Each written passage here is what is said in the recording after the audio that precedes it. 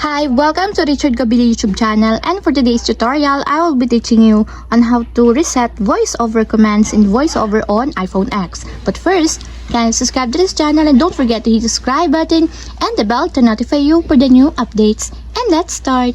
Using your iPhone X from your home screen first, go to Settings. Then in the Settings, scroll down and then find the Accessibility, then tap. Then in the Accessibility, go to Vision section and then tap the voiceover. Then in the voiceover, scroll down and then tap the commands.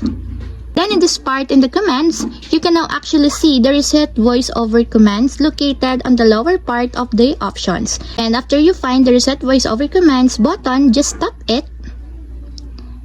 Then a pop-up will appear, then tap again the reset voiceover commands. And the voiceover commands is now reset. And that's it, we have successfully reset voiceover commands in voiceover on iPhone X. If you have a question, kindly comment down below and don't forget to hit the subscribe button and the bell to notify you for the new updates. And thank you for watching!